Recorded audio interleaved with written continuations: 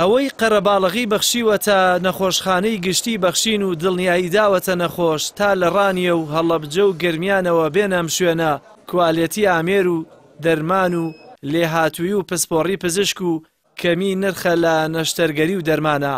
ئەوەش گەر لەلایەکەوە خزمەتی خەڵک بێت و سەروەری بێ بۆ پرۆژە گەورەکەی بەخشین، ئەوە لەلایەکی دیکەوە نانی ئەو کاسبکارانی ناوکرتی تەندروستی بڕیوە کە بازرگانی بە گیان و جەستەی نەخۆشەوە دەکەن.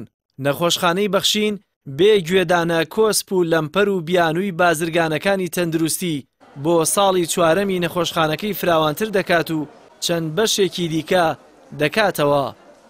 پلانی درێژخایانمان هەیە، پلانی کورتخایانمان هەیە بۆی زیاتر بەشانەمان فراوانتر بکەین. یەکێک لە پلانەکانمان ئەوەیە کە ئەمانوێ بەشی فریاکەوتن بکەینەوە. بەشیشی فریاکەوتن تەواریەشی جوان و ناوازەیە.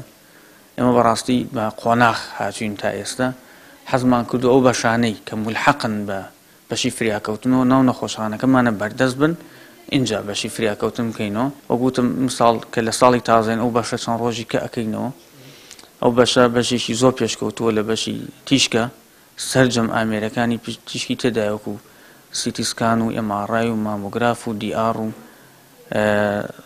سۆنەری و ئەو بەشانی کە پەیوەستن بە بەشی تیشکەوە. ئەوەی کەوا ئێمە بەلامانەوە گرنگە یەکەم تەرکیز خستنە سەر لایەنی زانستی و نەخۆشخانەکەیە، ڕێخستنەوەیکی زانستی گشتی ئەەکەین ناو نەخۆشخانەکەی. ئەوش بەهۆی کە باسم کردکە ئەم کارمەند و پزیشکانی لا ئێمن خول و ڕاهێنانی تایبەتیان پێوە ئەکرێت پێوتە ئەپدەیت.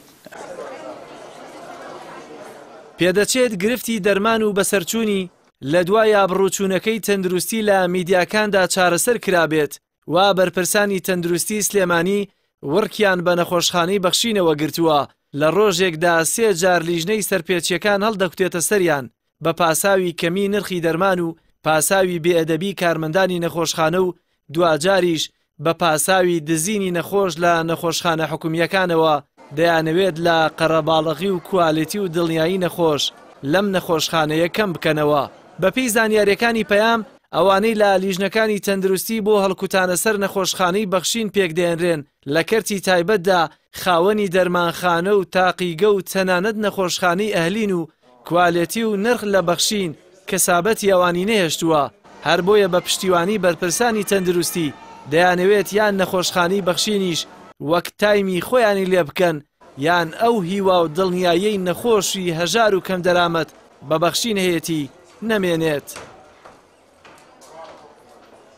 بەڕاستی ئەو نەلیژنە سەردانمان ئەکات بە تەمام هەلەناو نەخۆشخانەکەی هۆبەیەک دروستکەی ناوی بنین هۆبەی پێشوازیکردن لە لیژنەکان.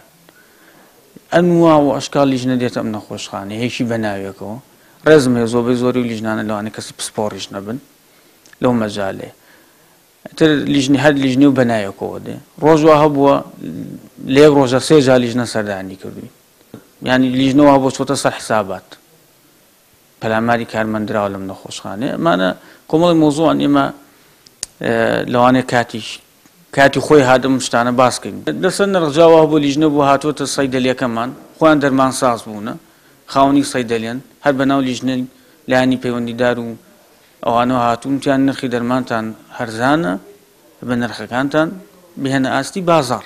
ئەو کەسانی کە زۆربەی کات لە ناوەندە پەیوەندیدارەکانە ینی کات بەدەستن هەرو کەسانن خاوەنی کەرتی تایبەتیشن. بۆیە ئەمانەش لەوانەیە بدور و نزیک وا بزانن کە ئەم نەخۆشخانەیەش زەربەی لێداون لە ڕووی تیجاریەکە و لە ڕۆ بازرگانیەکەەوە زەربەی لێداون.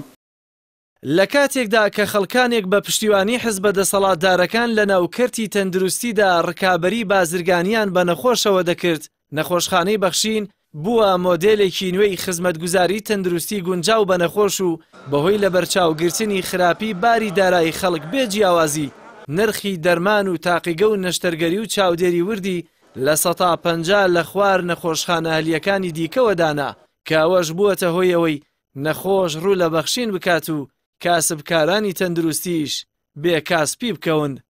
جەلال محەممەد، کەناڵی ئاسمانی پەیام، سلێمانی.